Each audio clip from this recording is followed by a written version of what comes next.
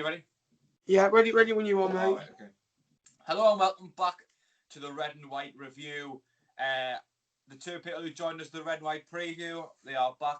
Big thank you to both of them for coming on. Michael Bowers, Ben Natman. Michael, how are you, mate? I presume not too bad. Forgetting football, I'm all right. Ben? Aye, very good. And enjoyed the game last night and can't wait to talk to you about it. Yeah, well, at least one of us enjoyed the game. Yeah, I can't relate. I can't relate. Getting straight into it, a point I've made a few times, Ben. I went in your stream last night. Michael, I think we were speaking about it just a couple of minutes ago. I'm going to go to you, Michael, first. Do you think we were the better team overall? I would say for me, I thought we didn't dominate, but we were probably the slightly better team up until we got the goal. And I think when we got the goal, we fell off. Would you agree with that? Yeah, I probably would. But in saying that, I think Ben was saying it all the way before we came on. And actually, I think he was kind of right. I think that Sunderland did create a couple of decent chances in the first half, but nothing particularly that was, oh my God, should score definitely territory, which is poor in itself. We should be creating more chances than we are. But I thought we looked relatively in control. And in the second half, even right, okay. Second half, Joey Barton starts by bringing Ched Evans on, and I'll get into the management stuff later on. I'm not going to bore that. I'm not going to kick a dead horse yet. But we got the goal, went in front.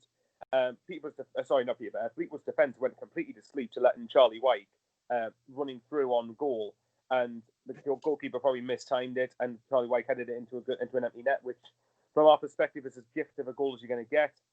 Once again, from my perspective, sloppy defending for the equaliser. Fleetwood, fair play, kept coming at us as we knew they would. I said they would on the live stream. Fleetwood have got too many good players to just take that lion down. And we just didn't respond to it. We didn't react to it properly. And it's just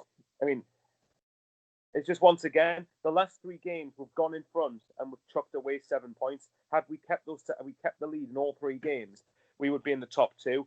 So for me, it's just poor. And on its own, a draw at Fleetwood isn't a bad result in the grand scheme of things on its own. But when you've chucked away the points in the previous two games, we had to win last night for me. Yeah. And once again, if you go in front, and I know, just to warn you about, I'm the type of person that if you go in front and you concede, to me, I'm always disappointed because as a defender, you haven't done your jobs properly and keeping a clean sheet, which is what they're there for. Although, like I said, I was surprised. I would have been surprised had we kept a clean sheet last night. Put it this way: I wouldn't have been as disappointed with last night had we beat MK Dons like we should have done, and have we held on at Doncaster in the 93rd minute like we should have done. Yeah, but there you have it. In the context of that, then yesterday would have been a decent result, a point away at Fleetwood if we'd won those two games beforehand. Yeah. And I'm going to bring you in just 1 second, but Michael, you mentioned something there about us giving away goals. I mean, is that two games in a row now, or 3 games in a row where we took the lead and we haven't ended up winning? Obviously, we lost against MK Dons, and then unfortunately we drew to Doncaster as well. Obviously, it doesn't take a genius to work out that it's poor game management. Who do you think has to take the blame for that? Is it Parkinson and his lack of ability to make subs, which could change in the game and reinforce the defensive areas, or is it player responsibility being ignored? It's a mixture of both for me. If you look in the case of the MK Dons and the Fleetwood games, for me, Bailey Wright's got to be culpable for. I haven't watched the goals back too much last night. I might watch it back again in a minute, but just to talk to myself even more. But the MK Dons one, Cameron Jerome's header was absolutely class, but Bailey Wright showed the wrong side of him. He gave him too much respect to aim for the goal. Doncaster, as much as I think Bailey Wright, for some reason, is trying to chest the ball down in the penalty box when it's a 93rd minute when you should just clear it, get rid of the ball, get out of the danger zone. But Doncaster, I blame Parkinson squarely for that because he didn't manage the game properly to help the players out. And I've said it before and I'll say it again. Against Doncaster, had Parkinson half competently managed that game, we would have got 3 points instead of 1. Last night, probably a mixture of both. I'll tell you one thing that does strike me. I did think we were trying to defend for the equaliser, but I still felt it was far too sloppy. I don't know where our defensive solidity has gone. But at the same time, Parkinson brings on a striker when we're 1-0 up. Okay, you could argue that's what I said to you, yeah. But then as soon as Fleetwood score, and by the way, Joey Barton was being proactive.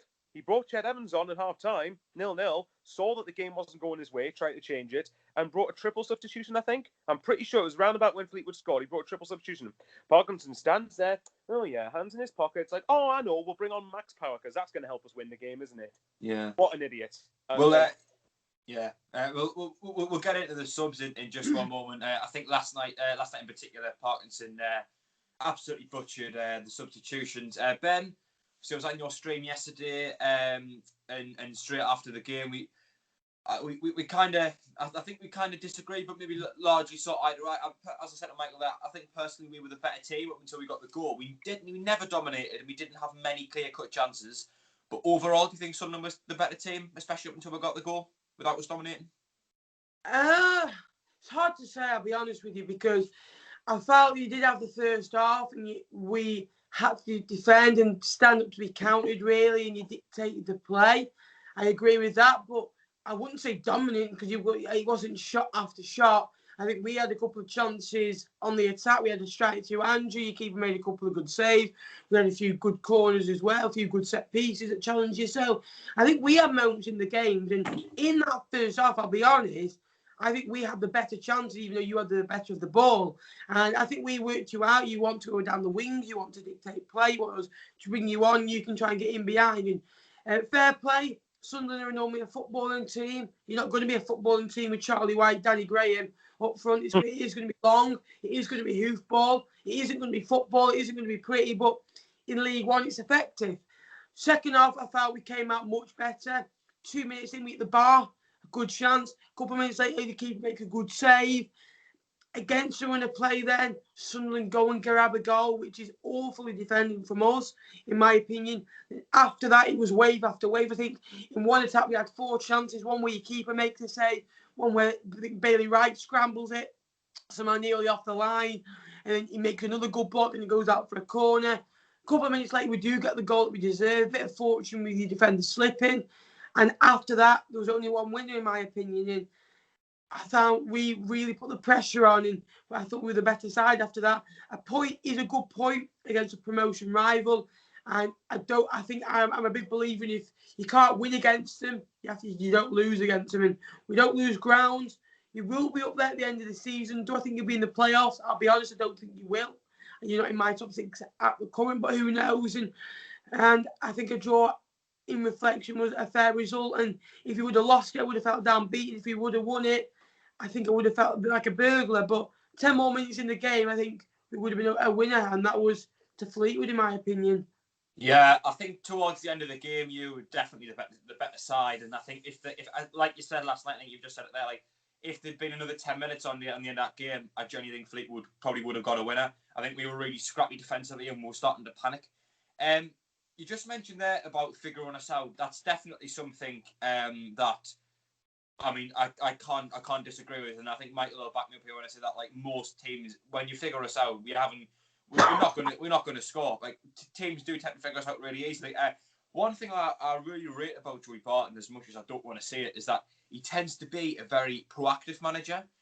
Michael just said it there, and he tends to change and adapt things as the game's going. I meant to ask you this on the preview, but I completely forgot.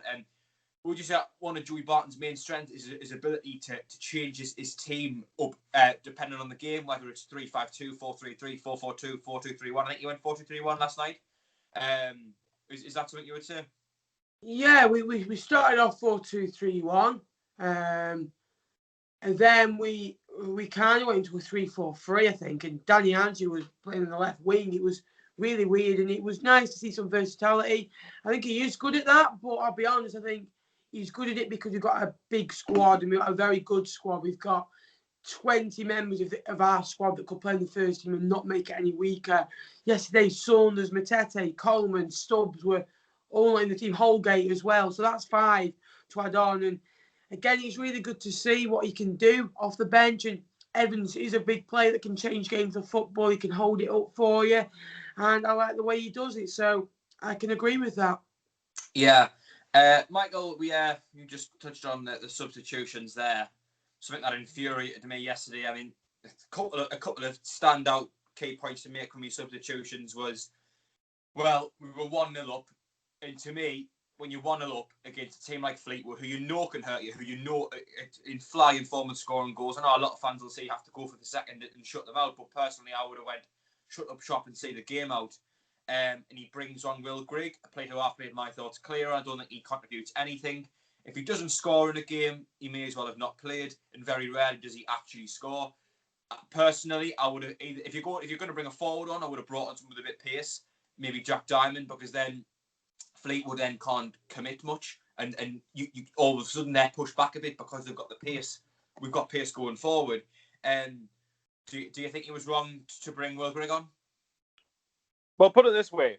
Will Grigg had a very good chance from a few yards out where had he headed that in, we were having a completely different conversation. He should have scored, in my opinion. I know that it's obviously, don't get me wrong, I'm not a striker by any means.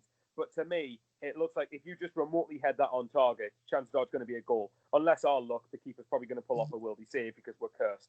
So, but in saying that, I didn't have a problem so much with bringing Grigg on, but then if you're going to do that, you've then got to bring on the likes of Elliot Embleton, the likes of Jack Diamond, who've got more energy and pace, and exactly what you've just said, push Fleetwood a bit further back, because you could tell it was clear as day when that sub was getting made. Fleetwood were coming at us and coming at us and coming at us, and we didn't do anything. Once again, we didn't do anything to combat that. We didn't do anything to look and think, "Whoa, actually, these look dangerous. These could score. Right, let's get a bit of creativity on, and let's actually make sure that these get pushed further back, because then naturally Fleetwood will be more cautious going forward." Yeah, that's what I was thinking. Yeah, exactly. And I do not understand Parkinson's, and that's one of the biggest reasons for me. That's my biggest reason I want Parkinson out. And Ben, correct me if I'm wrong if I've misquoted you here, but even Ben was saying on the previous show he doesn't think Parkinson's the right man for us. If a Fleetwood fan can see that, and a Fleetwood fan can see and figure out what we're doing, how on earth does Parkinson not see this? Yeah. How does he not see what's going on? Is he deluded himself to think he's watching a different game? It was evidence. The 10 minutes before us scoring and Fleetwood scoring, we were sitting back. We were asking for it. We were absolutely asking for it. We were inviting Fleetwood, and Fleetwood fully deserved the equaliser when they got it. But we invited it onto ourselves. What did Parkinson didn't do anything to combat that? Yes, bringing Grigg on, whoop-de-do, but you've got to then bring on players to help him out. I'm sick of his reactive management. I'm sick of his substitution. You've got Joey Barton, and I'm not going to go into this Joey Barton thing because we've done it to death already. But Joey Barton as a manager, he could see Fleetwood needed to change something, and he could see. And he's being proactive and trying to get the win. I bet you Joey Barton would have been the more disappointed with that result last night than Phil Parkins. I bet you Phil Parkins would have loved that draw. He loved it. And we were in front as well, by the way. He said, didn't he? He said a draw against Fleetwood isn't bad, I believe, was the exact quote. And someone compared it to Roy Keane, saying, "Right, lads, I'm taking this club back to the Premier League. Get on board, and we'll make it happen. And I'll be as ruthless as I need to get us promoted." You know, I think it does show exactly. A huge difference in mentalities. I do want to get onto Parkinson slightly. Matty Crichton, he's a fan and I believe a reporter, I believe, said that it would cost us £300,000 to sack Phil Parkinson.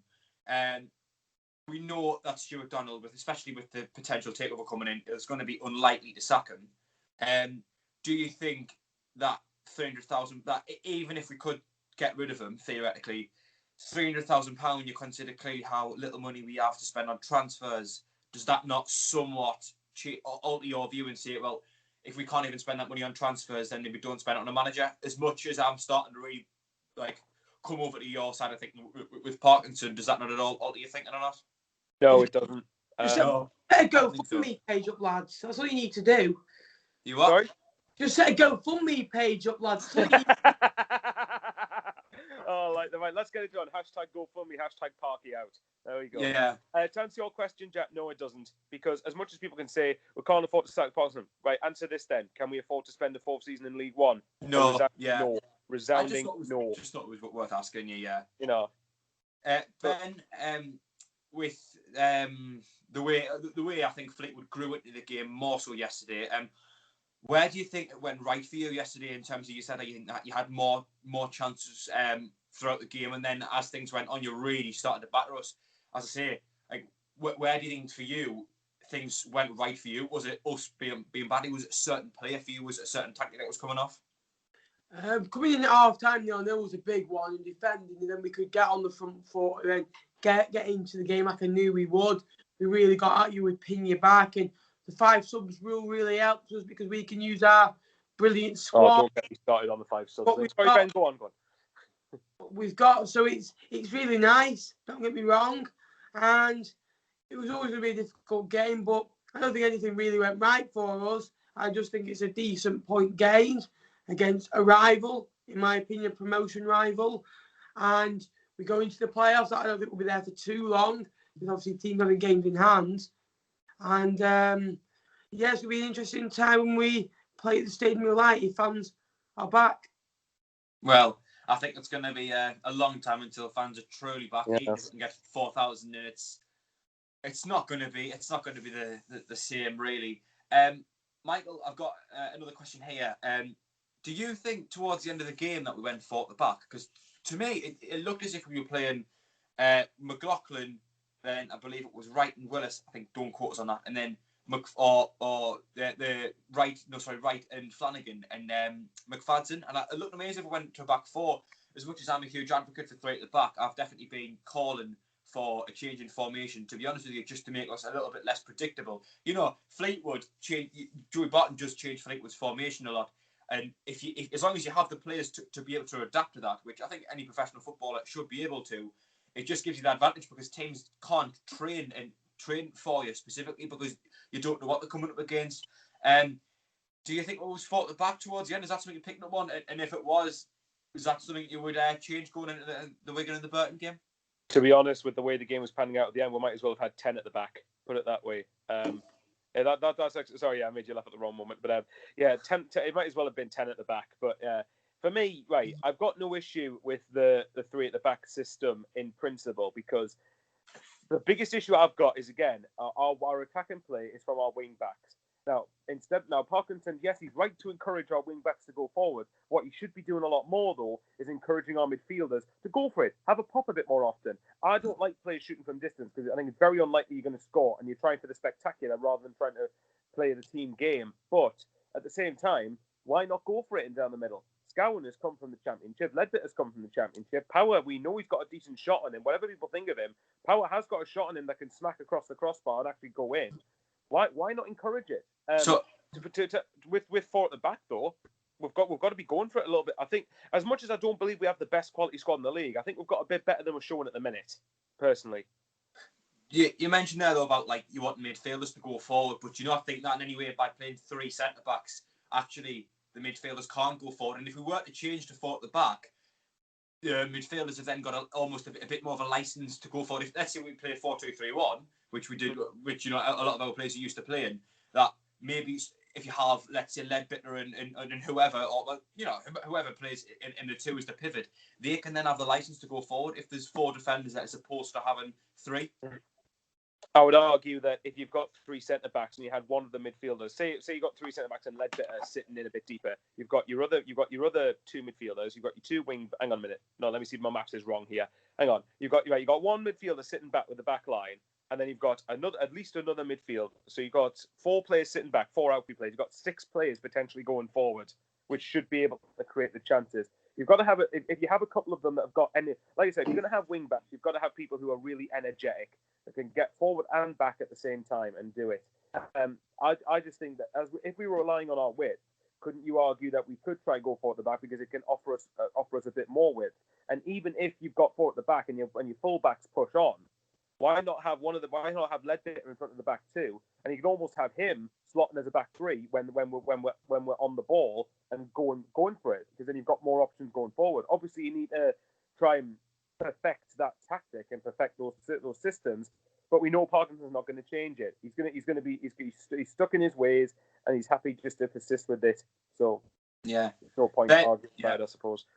Ben, a similar question to you. I mean, Joey Barton just does it to change the formation every game, and he even seems to change it within the game quite a lot. How do you think your players cope with like sudden changes in formation? You might be 3-5-2, then 4-3-3, then 4-4-2. Do you think your players cope with it well? Because it's to me, I feel it's sometimes we are crying out for just a slight change in formation, but there's always a thought in my mind of this could completely shock the players, and maybe they won't know what they're doing.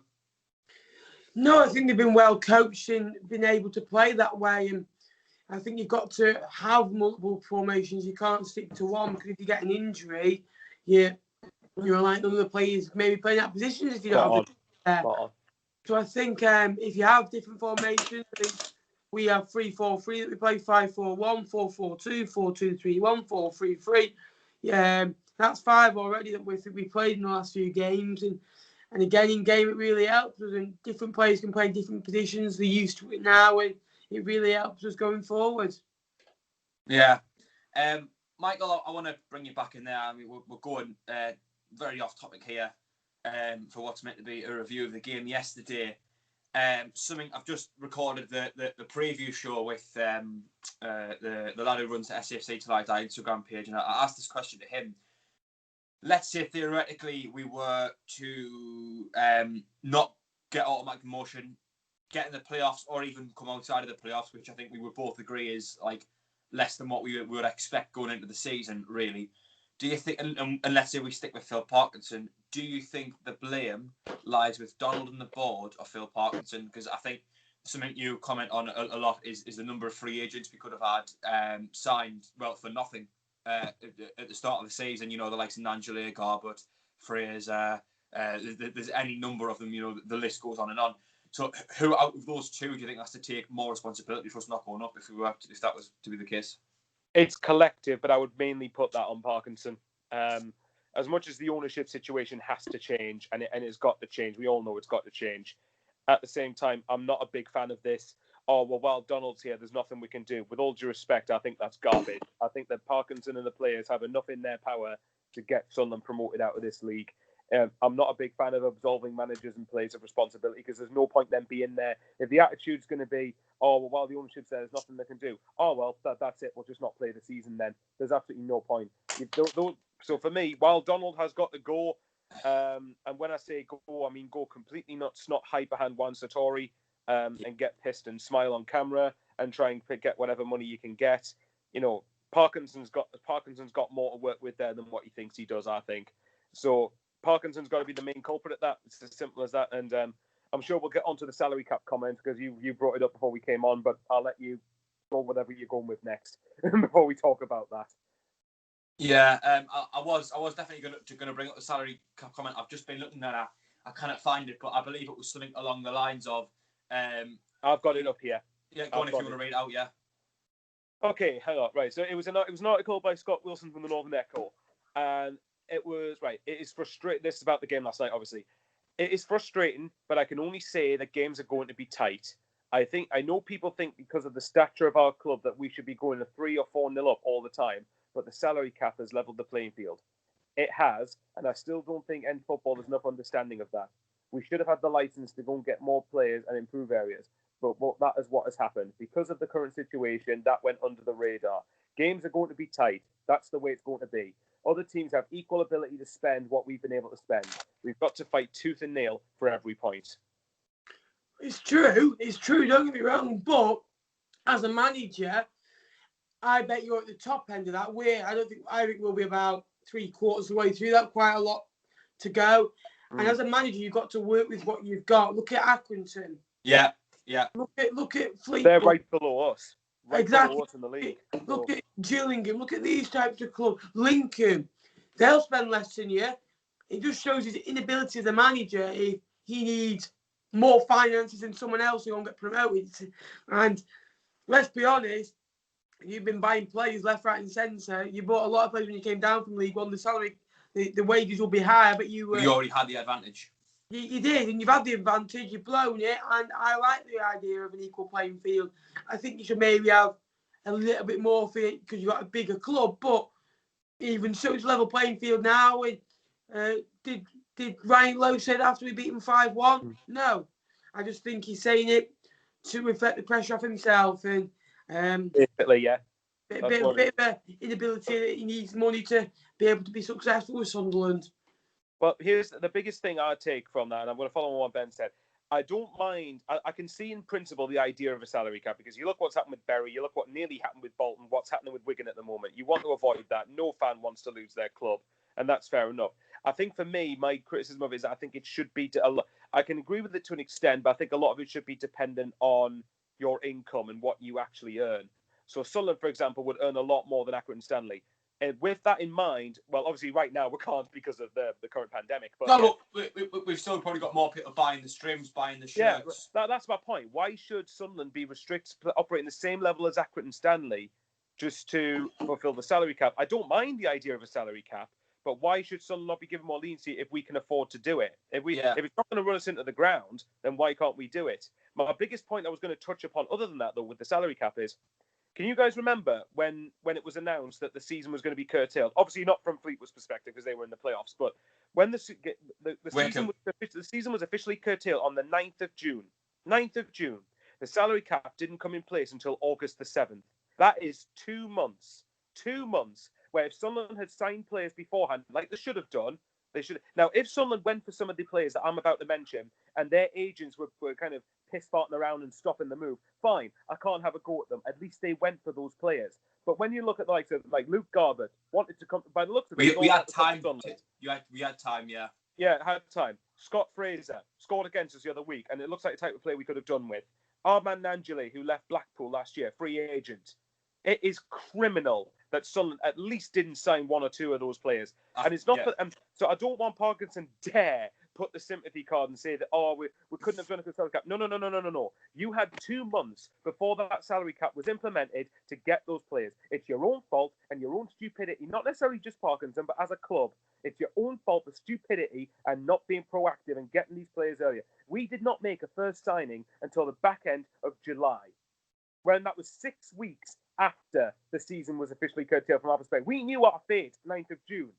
So that, right then, not 6 weeks later, right then and then, is when we should have started signing players. We should have got deals in place and got them over the line, or at least have tried to do it. If they did try to do that and we don't know about it, fair enough. But I am sick to death of hearing about this salary cap. We had chances before then to get the players that would have improved our team, and we blew it and didn't take it. That is our own stupid fault. Yeah, I mean, God, I think you only really even mentioned half of them there. Dimitri Mitchell and Marcus Madison are two that come to mind for me. Every single one of those players would have improved our squad. I think you're exactly right when you say that. We had time there over the fortnight after the season was curtailed. We knew exactly what our fate was going to be. We should have at that point went out and thought, right, okay, these 10 or so players that are probably around about that we know can improve our team, that are free agents around the League One area, we need to go out and sign them. And I think, Ben, you're exactly right when you say that Parkinson's just used it as an excuse to hide, because on the money. Although that we are restricted now in what we can spend, we've still got a much higher budget, and we've still got a squad, well, theoretically worth more than the likes of Fleetwood, Accrington Stanley, Burton Albion, etc. Even when we came into League One, the players who we've managed to keep, think of the money that was spent on Max Power, Will Grigg, etc., etc. To me, I think Parkinson's using it as an excuse to deflect the blame, and he's just trying to do everything he can to just keep the blame off him. And by the way, and one thing I will mention that Ben has talked about, and he was actually bang on in the middle of the week, then you look at Joey Barton, especially when he faces something, he makes it about himself. But what Joey Barton does, he does it in a way that takes pressure off his players. Phil Parkinson is trying to deflect blame. Yeah. Right. Actually, I want to ask Ben this, right? When Fleetwood lose a game, what's Barton's methodology like when it comes to apportioning blame? Does he often say, look, that's on me, I pick the tactics, it's my system, my formation, I take responsibility for that? Obviously, he's going to want to, he'll expect more from his players, but does he try to deflect blame from himself? Because I can't imagine Barton doing that, but I could be wrong. I don't think he's ever come out and said it's me in the press. It's a weird one because we've only lost 2 games in 31 away, 31 home games, 32 home games, not including the playoffs. And he's kind of said we'll be better next time. We'll do this better. And he's never really come out at a player in the media. He might do it behind closed doors at Chai. Yeah. I'm a fan of. I don't like the way that you do come in and you do stay in the press.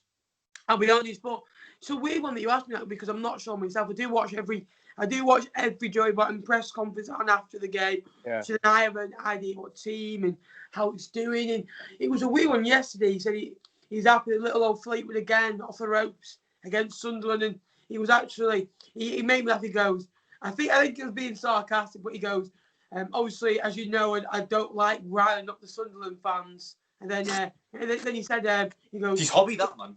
It's simple as that. They should not be in this league, and it's a shame for them. But on another hand, it's great that we can play them, test out against big clubs. So, fair enough.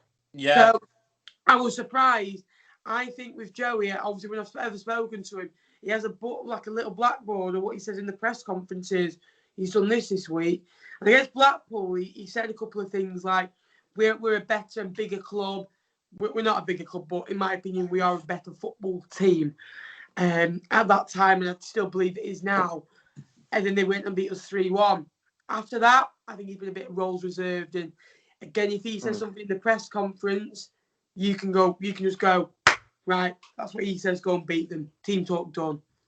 Yeah. Here's the thing. Well, I'll should rephrase that question. Do you see Joey Barton trying to deflect blame off himself and trying to blame other factors? Like what Parkinson does. Yeah. Like basically like what Parkinson's done, where instead like Parkinson didn't take responsibility himself. If you get, I don't know if I'm wording it wrong or not phrasing it very well, but if you get where I'm coming from, like, because again, I can't imagine Barton doing that. I can't imagine Barton trying to blame other factors when Fleetwood don't win a game. Trying to like take responsibility. Well, yeah, exactly. Find out why it was they lost. Like, we weren't good enough today. Let's move on to the next game and put it right. That's sort of. He has said that. He said, "Oh, we weren't good enough." And again, he will admit that he has sometimes blamed the referee. But that is League One. That's not exclusive to him. Every manager does that, yeah. Every manager does that. But he is honest in his press conferences. And I got into trouble for what I said about Burton. I said we were awful. And Barton, we was chatting for 40 minutes, and his words was SHITE. And then I'm like, well, the manager thinks that. And then he's honest, you know what I mean? And you go, well, we'll be better next time we're in our home stadium. And that's one thing I like about Joe. He'll rile them up, and if we are bad, we'll get reaction on Tuesday after the performance against you, hopefully. And it's going to be a different test against Northampton to Sunderland. But I can see what you mean. But he's a bit weird in his press conferences where the only thing he's ever blamed is the referee. Really, he's never blamed the pitch, never blamed the salary cap. Parkinson did that yesterday, didn't he? Blamed the pitch. That's my point. He blamed the pitch. I swear he did. I swear. I could have got that wrong. We've got one of the best pitches in the league. Do you know what? I might have got this wrong. Did Parkinson seriously blame the pitch? I swear he blamed the pitch.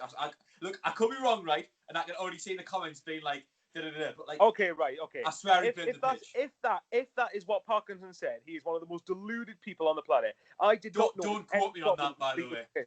But okay, so I'm saying if he said that, if we're wrong, we're wrong.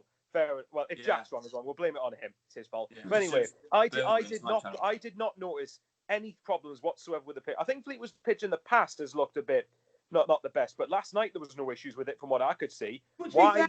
When you visited Fleetwood in the past, it has been you visited once in April when it was the last game of the season for us at home, and once in New Year's Day when it was okay, but it was at a time where it was starting to go because it was like 20 games in. Yeah. Well, anyway, my point was going to be, last night I didn't notice any problems whatsoever with Fleetwood's pitch. It might not be the pitch, but he was definitely blaming like external influences. I genuinely, I swear he mentioned the pitch. But... You useless clampet. You were winning the game. Manage the games properly. You get the points. This is my point. This is the point I was going to bring up. This is Barton's first ever, as far as I'm aware, his first managerial job at Fleetwood. And Barton has already avoided Barton completely, it seems, well, from what Ben's saying anyway, Barton seems to completely avoid trying to blame other factors for any time something goes wrong. Parkinson has been in this league multiple times, and he's resorting to try and blame other factors for his inept management. Get him out. Get him out. I'm sick of him. Get him out. Yeah. Just trying to bring the show slightly to a close. Looking at our predictions, I believe... we've seen before. I believe we said. I believe we said that I said we'll get beat 2-1. But I swear I still said 1-1, so I'm going to count that anyway. You absolute cheat. Ben, in all fairness, said 1-1, and he said that Wyke would score. Although he did, to be fair. Just mentioning the goal, I mean, have we ever been gifted a goal more? I mean, fair play to Wyke because he went for it, but like, I don't know how much it was down to us, really. A lot of it was just down to the fact that Fleetwood just let Charlie Wyke somehow let him run into the box. And Wyke is not a quick bloke; he's very, very slow. So how Fleetwood let him run through? I think you're quicker than him, Michael. Sorry, I think you're quicker than him, Michael. Oh, I wouldn't go that far. He'd still probably beat me in a 5K run or something. Well, I think you would. I would expect a professional footballer in League One to beat us all in the 5K. Yeah, exactly. But yeah. And Michael, did you say 2-1 to Fleetwood? Yeah, I said us to get beat. So Ben was the most optimistic from a Sunderland perspective. He said it would be a draw. So there you go. And before we round things up, I want to ask the both of you, Mike. I'll go to you first. Do you think 1-1 was a fair reflection of the game? Yeah, I'd say so. Probably just about. I would definitely say that had we won the game, it would have been probably very, very harsh on Fleetwood. So yeah, I think overall a draw was a fair result, even though I'm disappointed with it having been in front. But that's not exclusive to Fleetwood. I was like that after Doncaster. I was especially like that. The Rochdale draw, for example, was much worse than what this draw was, and the MK Dons result and the Bristol Rovers results really annoy me a lot more than what last night's draw did. It's only because we didn't win those games that I'm not happy with the result. Yeah, Ben, 1-1, fair reflection, do you think? Yeah, it was always going to be a tough game. You're unbeaten away still, 3 wins and 4 draws. Again, that was another thing Parky said as well. What did he say? Unbeaten away, yeah, well done. Yeah, but let's be honest. We're unbeaten away. We're unbeaten away from home. What an effort that is! Yes, to a let's degree. Be honest. The teams that you played away: Oxford United, Swindon, Charlton, yeah, decent side. Don't get me wrong. Rochdale, Gillingham, Doncaster, and Fleetwood. The only 2 decent sides out of there are Charlton and Fleetwood, and Doncaster are decent. I'd say Doncaster. Charlton, Doncaster, Fleetwood, fair enough. Right, okay. Oxford, fair enough. 3 teams that I'm probably going to be looking at. Enough, right. Swindon, fair enough. Rochdale, come on. Like, however, I'm not being funny. A draw against Rochdale is not a good result by any stretch of the imagination, home or away. Yeah, but just quickly get on to that. Good point. I would have felt robbed if we would have lost, but a burglar if we won. Good point into the playoffs. We keep the run going. 1 defeat in 8. I'm very happy, and we move on. And again, we're 14 games in. We've still got 32 battles of war to go. Yeah. Are you confident for the season going forward, Ben? If you had to predict right now where Fleetwood are going to finish, where would you say? 5th. Michael? Are you asking me where I think Fleetwood will finish or where I think Sunderland? 20th. No, in all seriousness. Okay, yeah, right, okay. Right now I can't believe I'm saying 6th is optimistic. It shouldn't be. I still think we'll get in the playoffs, and I'm hoping, and I'm going to base that on the fact that if we don't get a win in the next couple of games, and by the way, from our perspective, Burton at home, Wigan at home, both in the bottom 4, you've got to take 6 points. If you don't, absolutely. If you don't, and Parky's still manager, then I've written off anything this season. Full-time, Sunderland 0, Wigan 3. Full-time, Sunderland 0, Burton Albion. You know what? That would. The other way around, Ben. You know what? Jokes on you. Guess what? We have not beat Burton at home since we've started playing against them. Yeah. That's what. +2, drawn 1. That's what Dave, the Burton fan who I've just had on the preview, which will be up at some point tomorrow, just said. He just said that, like, you know, Burton's record against us is insane. And on that note, I think we'll leave it. I'd like to say again a massive thank you to both of you lads for coming on. I'll leave your links both below. Not that I imagine anyone watching me hasn't seen your videos, but nonetheless, I will do so. Michael with his both of you doing your vlogs for Sunderland and Fleetwood respectively. As I say, huge thank you to both coming on. Huge thank you to everyone watching. Please remember to like and subscribe. Sharing is always appreciated. Got the Burton preview coming up. Probably got a few more interviews like the Danny Collins one coming up. If you haven't seen that video, check it out. Thanks for watching, and I'll see you later.